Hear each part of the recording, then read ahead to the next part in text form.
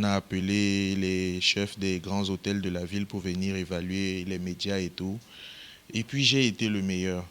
J'ai eu le premier prix, j'ai gagné vraiment une cuisinière, j'ai gagné des lots de tous les partenaires.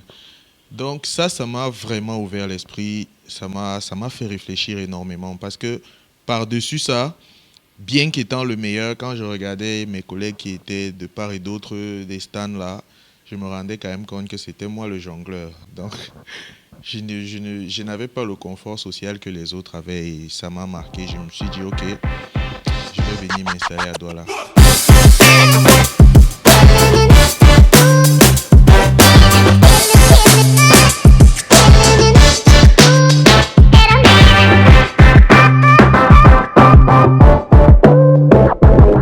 Je suis un jeune Camerounais, entrepreneur, marié, père d'enfants aussi.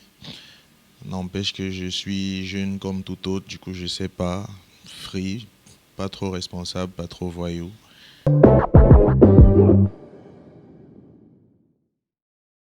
Le projet Friends Food part d'abord du fait que à un moment donné, je me suis retrouvé un peu abandonné à moi-même. Donc après mes études, je n'avais pas, en fait, je voulais plus être dépendant. Il fallait que je fasse quelque chose par moi-même. Après l'école, c'était d'abord pour avoir un peu de sous, créer une activité qui pourrait satisfaire un besoin et me rendre indépendant.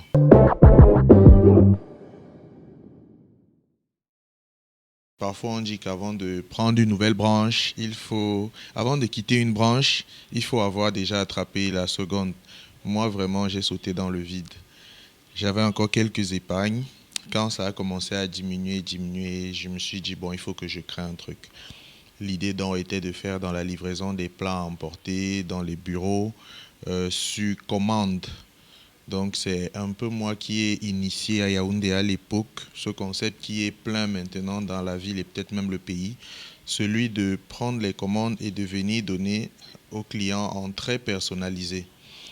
Donc il fallait trouver un nom parce que c'était impersonnel bien que ça partait de mon téléphone et de mes SMS. J'ai décidé de nommer ça Friends Food. Maintenant, pourquoi Friends? Parce que généralement, c'est un climat ou une ambiance que j'aime beaucoup. Je suis moi-même trop free, je m'attache facilement. Les rapports humains, vraiment, c'est ce qu'il y a de plus important dans la vie selon moi. Et puis, il y a la série Friends, qui justement a ce climat-là et ils ont un coin où ils se retrouvent chaque soir et tout. Ce genre d'ambiance, ça me parle beaucoup. Donc, s'il n'y avait pas eu la gastronomie, parce qu'aujourd'hui, on fait de la gastronomie, on fait des boissons, on fait dans les événements, et puis à un moment, on va créer des produits dérivés. S'il n'y avait pas cette gastronomie-là, j'aurais appelé le business Friends Doco.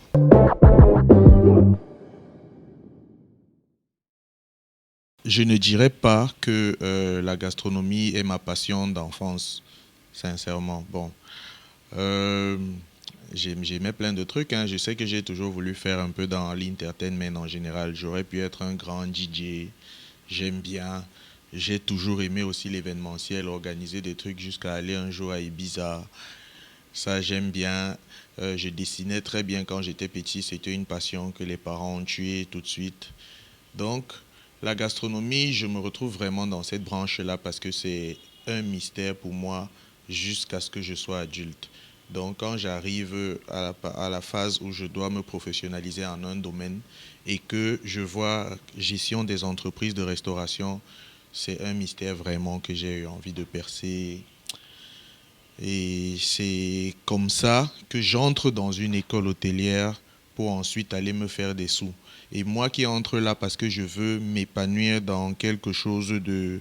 En fait, quelque chose qui a toujours été vraiment intéressant pour moi, mais mystérieux, je veux m'épanouir là-dedans. Et c'est comme ça que j'en fais mon activité professionnelle. Aujourd'hui, c'est une passion pour moi.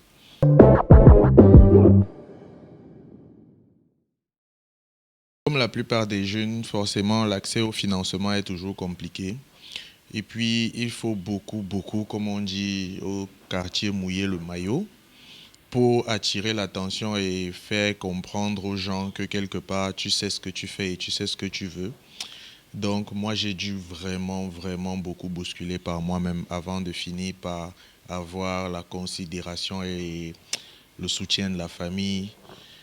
Et bon, là, j'ai pu créer quand même, pour un début, j'ai créé l'activité. Mais comme je dis aujourd'hui, c'est que aujourd'hui, j'ai appris à maîtriser le positionnement, le contexte et le ciblage. Le problème que j'ai eu à Yaoundé jusqu'à ce que je vienne à Douala dans mes débuts, c'était surtout lié à ça. Donc, vous pourrez être un meilleur, vraiment un meilleur vendeur de climatisation et de systèmes de froid, mais vous ne pourrez jamais, votre entreprise dans un coin comme le pôle Nord est vouée à l'échec. Donc c'est comme ça que j'essaye un peu d'expliquer ça à ceux qui me demandent. C'est que je faisais très bien, mais j'étais dans un contexte là où c'était pas évident. Maintenant, la faute n'est pas à l'environnement, mais à moi d'abord de comprendre un peu comment est-ce que je positionne, où est-ce que je positionne mon activité. Et puis aussi, à un moment, il faut taire un peu la passion et réfléchir business. Moi, je suis parti avec un élan de passionné, de malade vraiment. Et puis ça m'a coûté cher.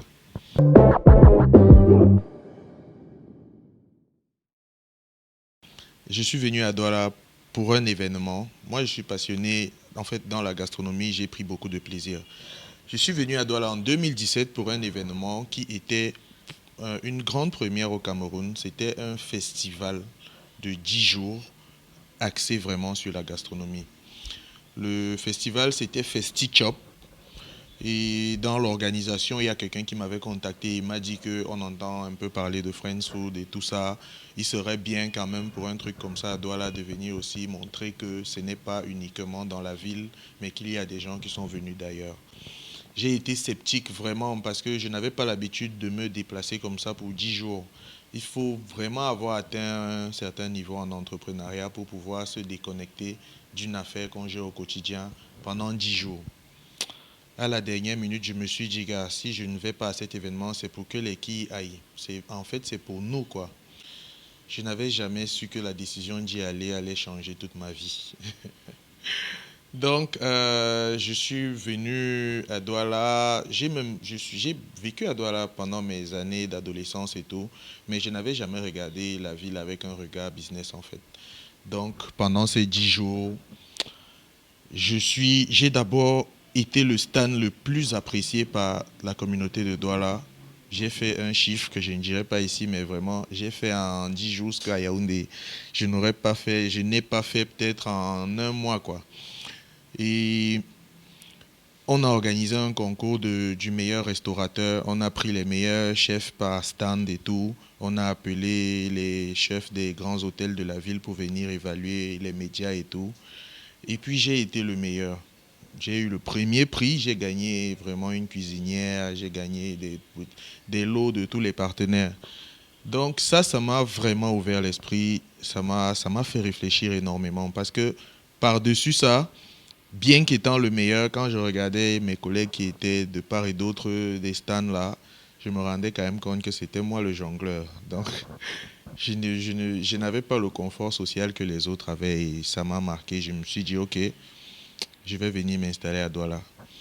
Et ce qui est vraiment intéressant dans cette histoire, c'est que quand je suis rentré à Yaoundé, il m'a fallu 2 semaines pour arrêter tout ce qui était Friends Food dans la ville de Yaoundé.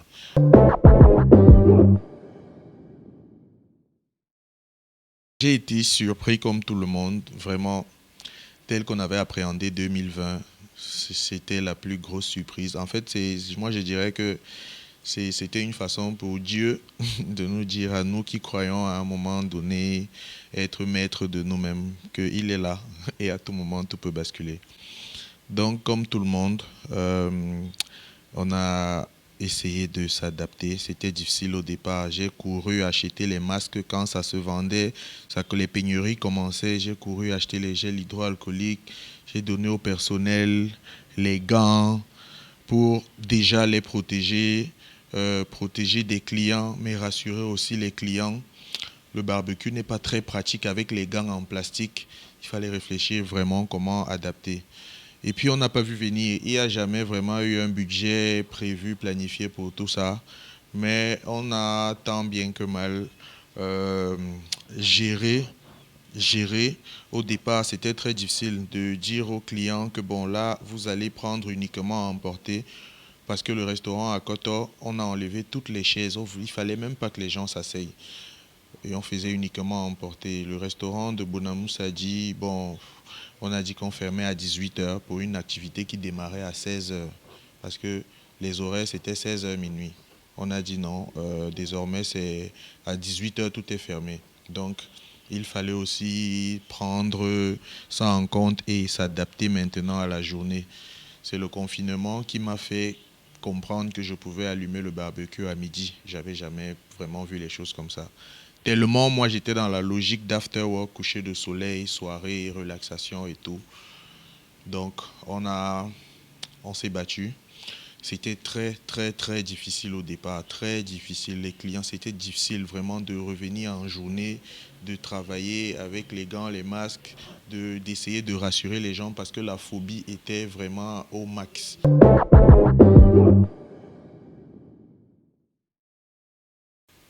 Être entrepreneur, pour moi, c'est une façon quand même de se distancer de ce que j'appelle le système là et de vivre un peu euh, suivant des vrais challenges. Tout le monde n'entreprend pas forcément dans sa passion, mais mes conseils essayent d'aller quand même dans le sens de ceux qui pourraient entreprendre dans le cadre de leur passion. Là-bas, c'est plus facile pour eux de tenir bon parce que il y a des fois où on fait pas ce qu'on fait pour de l'argent. Mais quand le produit est bon, on nous a appris en économie que un bien économique devrait être utile et rare. Donc, si ce qu'il fait peut résoudre un problème quelque part, c'est maintenant comment est-ce qu'on le fait. Sincèrement, j'estime que, quel que soit comment on pourrait croire que les secteurs sont saturés, c'est bien d'entreprendre, de venir résoudre un problème et d'apporter un savoir-faire particulier qui ne pourrait vraiment être guidé que par la passion de l'entrepreneur. Et puis maintenant, il y a la détermination, il y a ce que j'appelle le fighting spirit. Il faut toujours être prêt, avoir un mindset prêt à tout affronter. Mais quand ça commence déjà à vous rendre indépendant, vous, et après vous et votre copine, si vous réussissez à franchir ça au bout d'un an ou deux, après, ce qui vous attend vraiment, c'est magnifique.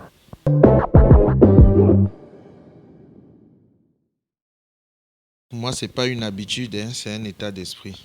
Je n'arrive pas vraiment à devenir responsable. Ce qu'on entend par être responsable, je n'arrive pas à porter les pantalons tailleurs avec les mocassins ou les paires en cuir. J'en ai, même quand je veux faire comme les autres, c'est difficile.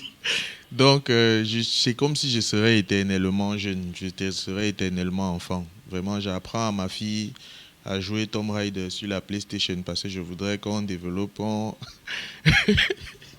je voudrais que parfois, sur certains blocus, il faut deux cerveaux pour réfléchir sur les énigmes du jeu. Je voudrais qu'elle commence à s'habituer pour qu'on essaye de décanter ça ensemble. Donc, je crois que c'est peut-être de ça que je n'arrive pas vraiment à me défaire. Je suis avec mes amis d'enfance, on s'assoit, on boit et tout. Bref, changer, je n'arrive pas à changer.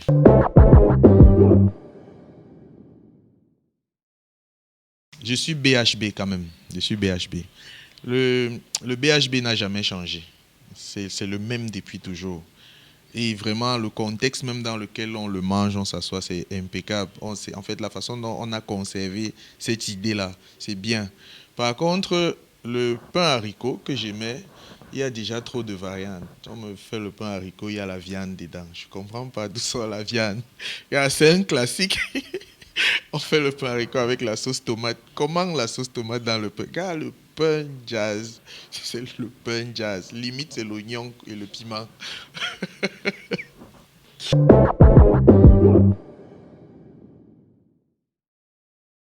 J'ai été longtemps hip-hop hard là, vraiment le pur hip-hop, mais aujourd'hui quand même je dirais R&B. Gars, le cerveau qui réfléchit beaucoup a besoin de musique. Dans le R&B, je sens plus de musicalité que dans le rap. Ouais.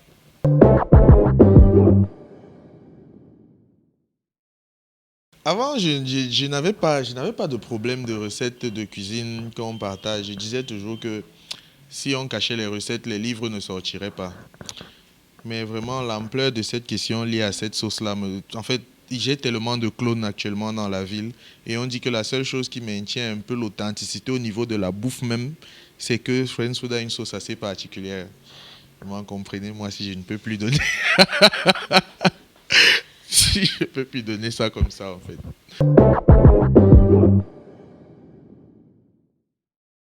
J'aimerais pouvoir me délocaliser dans toutes les villes du Cameroun un jour. D'abord par Yaoundé, parce que on m'en veut beaucoup là-bas en disant que j'ai abandonné Yaoundé.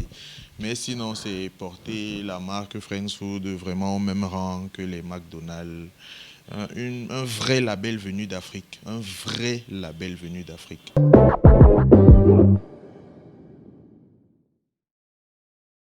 Gars, vraiment, j'ai beaucoup de problèmes, hein. Les gens me jugent tellement que j'aime beaucoup dire que only God can judge me. Donc, à chaque fois que je suis dans une situation où je vois un regard accusateur, je suis toujours en train de faire le doigt, ça, only God. Ouais, c'est ça.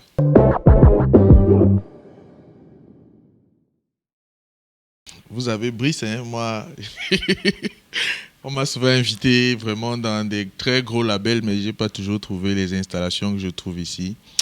Bon, c'est déjà passionnant, intéressant de voir que c'est des jeunes comme moi, parce que beaucoup de gens me demandent pourquoi je travaille avec les jeunes, pourquoi toujours les jeunes.